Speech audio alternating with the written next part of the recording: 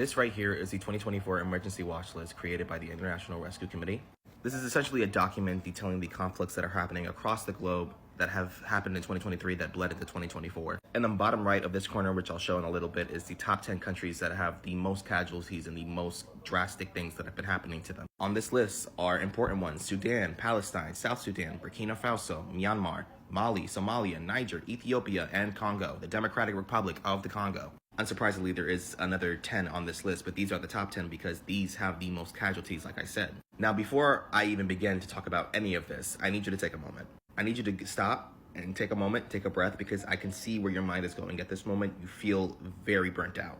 You may feel as if you're powerless in this situation, that you can't help any of these people in these conflicts, but you can. The power is with the people.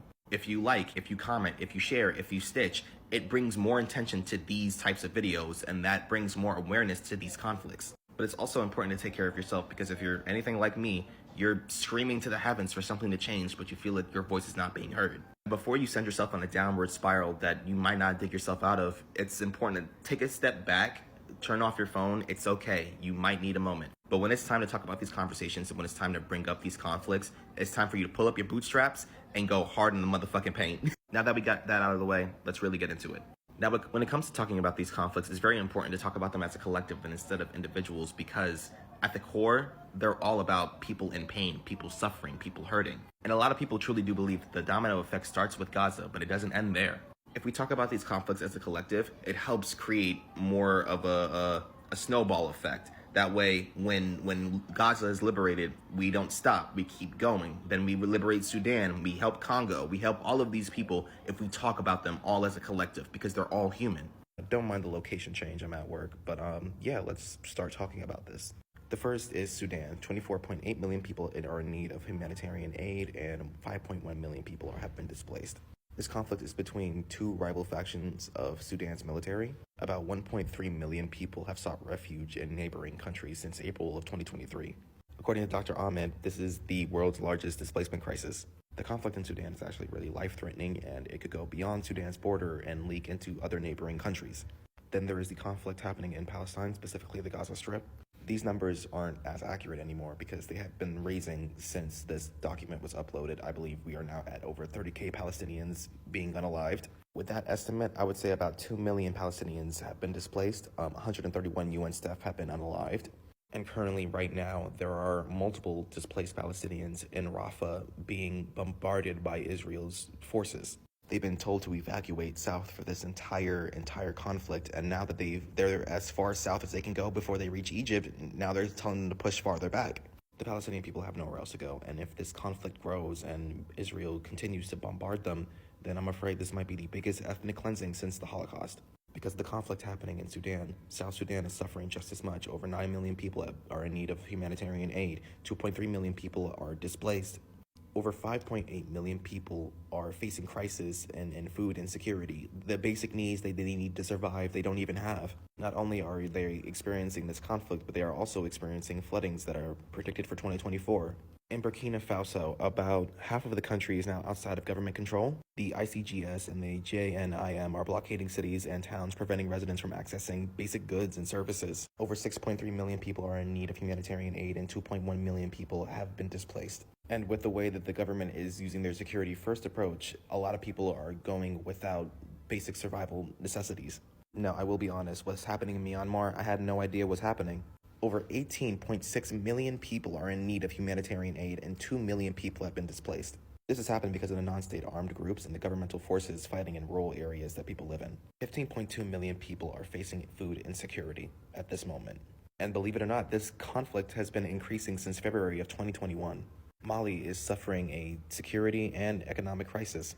6.2 million people are in need of humanitarian aid. 392,000 people are internally displaced. About 1 million children under the age of 5 are at risk of acute malnutrition. The ICGS and the JNIM are basically stopping people from getting their basic necessities and preventing residents from accessing basic goods and services. Mali is also one of the places that is highly vulnerable to the effects of climate change. The dry conditions would worsen their food insecurity. In Somalia, 6.9 million people are in need of humanitarian aid, and 3.8 million people have been internally displaced. They are suffering environmental conflicts, droughts, and failed rains. In this quote by a native, it says, when it rains, the entire house gets flooded and they end up having to move. And that has happened apparently time and time again to keep shifting homes. Furthermore, the government is currently on the offensive against the group Al-Shabaab, and that is increasing the civilian harm and displacement rates. Because of the coup that happened in Niger in July of 2023, critical funding and resources and imports have dried up. 4.5 million people are in need of humanitarian aid, 700,000 people are displaced, and that includes refugees and asylum seekers. In Ethiopia, there are 20 million people in humanitarian need. 3.1 million people have been internally displaced. And this quote right here, it says, it rained for 3 days and we planted seeds, but the flood completely destroyed the planted seeds. Now we can't produce anything. We are still in danger. We are in trouble when it comes to food. Ethiopians are facing multiple challenges. One of them is food insecurity.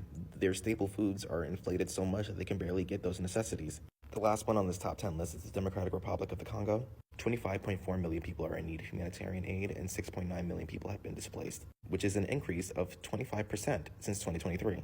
Congo is dealing with political conflict and regional tensions. Now, this is one of the conflicts that America has direct relation to because Congo is actually one of the places where we mine cobalt and lithium, the things that powers our phones, our computers, our technology. And in those mines, the people that are searching for cobalt and the lithium are children. They are being malnourished, abused, violated. Technological corporations like Microsoft, Samsung, Apple, they have a direct relation to what's been happening in this country. Now, after everything that I just said, you're probably wondering, what does this have to do with me? What can I do to help? What can I do to change the narrative? Before I can even begin to tell you that, I need you to look within yourself and finally figure out that you have to get out of your own way if you want things to change. Being a Black American, especially a Gen Zer, I've seen a lot of people talk about, boycotting and striking and changing the narrative. Yet every single time we start that, the snowball always ends up just getting destroyed as it goes down the hill. Some of y'all tend to give up because the idea of comfortability being changed is scary to some of y'all, but that's just the way life is. That's why it's insane to me when people use big names like MLK or Malcolm X. It's insane because these people, they didn't just use their words to create change, they used their actions. People like Claudette Colvin and Rosa Parks sat in that seat so that way the change can start right then and there. It's amazing to call upon these figures and these icons to give us strength, but now is the time to create our own revolutionaries. We start by boycotting. I'm no longer buying Apple products. I mean, my phone right now is cracked to gods galore, but I'm still keeping it until it stops working, and then I'm gonna end up buying a used phone. I stopped eating at places like Starbucks, Domino's, McDonald's because they are the people that are directly funding the conflict in Gaza. Go online, talk about these things, share this post, do anything that you can to get this message out. The thing that oppressors fail to account for is the vastness of the internet and how quick we can get the information. Get on Discord, create internet communities, connect with people on a personal level and understand their struggles. If we cannot experience empathy for one another, there is no way any of the things that I've mentioned can be changed. Have conversations with your family and your friends. Inform them about the conflicts that are going on in this world and how they directly affect all of us. Like I said earlier, I know you may feel burnt out. I know it may feel like everything is hopeless at this moment, but there is still a sliver of hope. Why do you think government officials are so dead set on trying to get rid of apps like TikTok, trying to take over the internet? It's because they know that they cannot control what gets posted online. They're afraid that the truth will truly set the people free. And when that happens and the infrastructure begins to fall, it is up to the people to protect one another and defend each other from any wrongdoing that happens. To end this off, as it may be a generic statement, it doesn't matter if you're black or white, if you're gay or straight, male, female, non-binary, trans, it doesn't matter. We're all one people. We all live on the same planet.